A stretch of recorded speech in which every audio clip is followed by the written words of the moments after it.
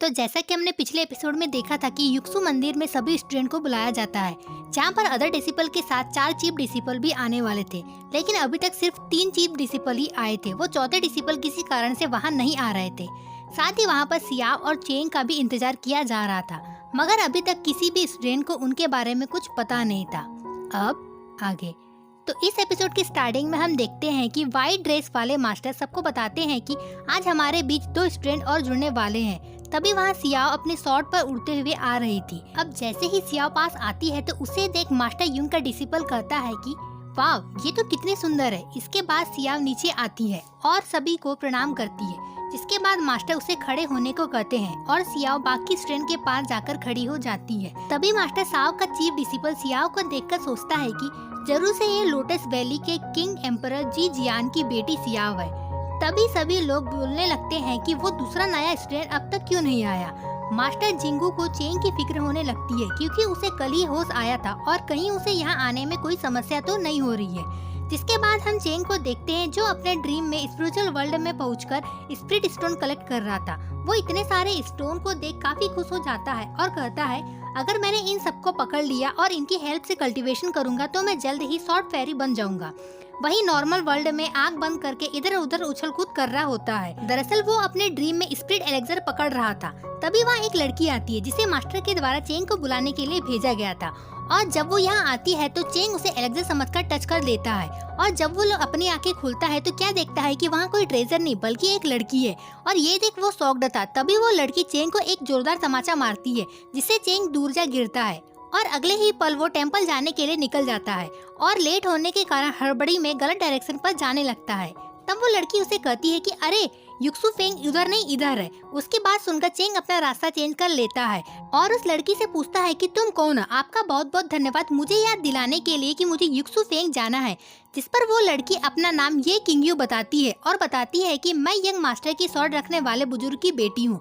जिसके बाद मुझे देरी हो रही है कहकर तेजी से आगे चला जाता है। उधर युक्सु फेंग में सभी लोग चेंग का वेट कर बोर हो रहे थे। तभी मास्टर यूं कहते हैं कि ये लड़का आ रहा है या नहीं। अगर वो नहीं आ रहा तो हमें अंदर चलना चाहिए। और वो अंदर जाने लगते हैं। तभी सिया उन्हें रोकते हुए कहती कि मास्टर वो जल्दी ही आएगा, हमें थोड़ा रुकना चाहिए।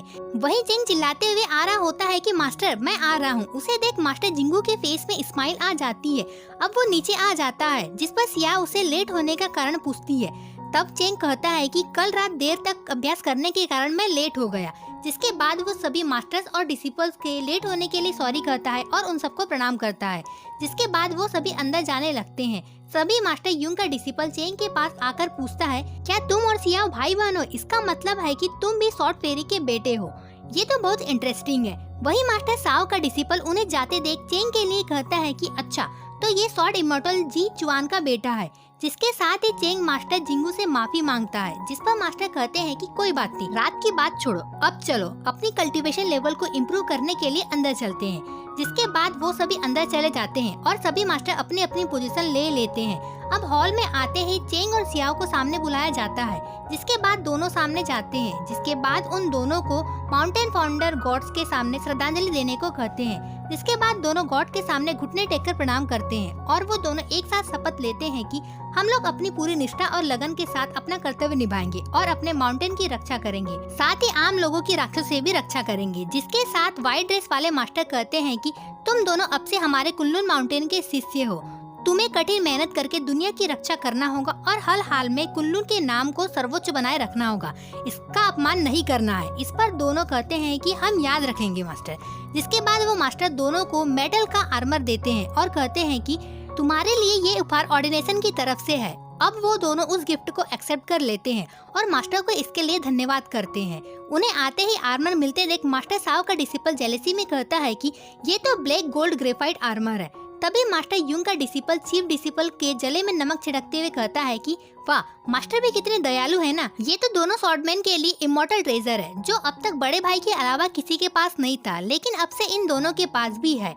तभी मास्टर जिंगू सामने आते हैं और चेंग से कहते हैं कि अब से तुम मेरे शिष्य हो, तो तुम्हारे गुरु होने के नाते मैं भी तुम्हें कुछ देना चाहता हूँ। और वो अपने पास से एक टोकन निकाल लेते हैं और उसे चेंग को देते हुए कहते हैं कि मेरा आदेश है कि अब से तुम कुल्लून के प्रभारी होंगे। मेरी एब्सेंस में तुम ही डिसीजन लोगे और इस टोकन के कारण तुम्हें वैसे ही इज्जत और सम्मान मिलेगा जितना कि मुझे मिलता है तुम्हारी वैल्यू मेरे जितने ही होगी और तुम्हारे लिए गए फैसले को मेरे फैसले की तरह ही माना जाएगा।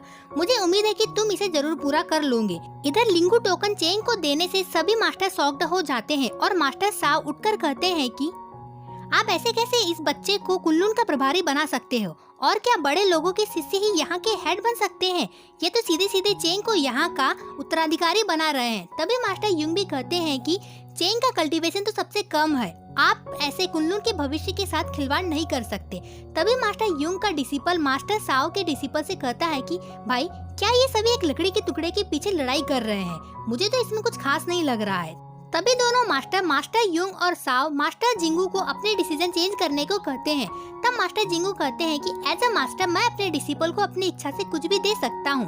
इस पर दोनों मास्टर कहते हैं कि तुम भूल कर रहे हो। तब व्हाइट ड्रेस वाले मास्टर कहते हैं कि भले ही कुल्लून में ढेर सारे डिसिपल हो, लेकिन ये उनकी मर्जी है, वो जिसे चाहे उसे अपनी पावर दे सकते हैं। वहीं नीचे चेंग सोचता है कि मास्टर को मुझ पर कितना भरोसा है कि उन्होंने इतनी बड़ी चीज मुझे दे दी। जिसके साथ ही मास्टर जिंगू कहते हैं कि माना कि चेंग अभी पावरफुल नहीं है और ना ही उसका कल्टीवेशन ज्यादा है, लेकिन वो डिटरमाइंड है और कठिन मेहनत करता है और उसकी क्षमता असीमित है। मैं अब बूढ़ा होता जा रहा हूँ और अब बस अपने जीवन में अपने लिए मिट्टी इकट्ठा कर रहा हूँ और चेंग मेरा इकलौता शिष्य है। तभी चेंग सोचता है कि अगर मुझे केओ जुलियन स्टेट यानी कि वो स्पिरिचुअल वैली जहाँ पर एम्परर्स की पावर है नहीं मिली होती तो मैं इसे एक्सेप्ट नहीं कर सकता था। मास्टर को तो इस बारे में कुछ पता भी नहीं है, फिर भी उन्हें मुझसे उम्मीद है। सच में मास्टर मुझसे बहुत प्यार और मेरा सम्मान करते हैं। मुझे उनका भरोसा नहीं तोड़ना है और बहुत स्ट्रांग बनना है। मगर उधर मास्टर युंग व मास्टर साव गुस्से हो रहे थे और कहते हैं कि ये तो बिल्कुल गलत है। और इसी के साथ हमारा एपिसोड यहीं पे एंड होता है। So keep watching, stay connected, मिलते हैं नेक्स्ट वीडियो में। तब तक के लिए बाय बाय।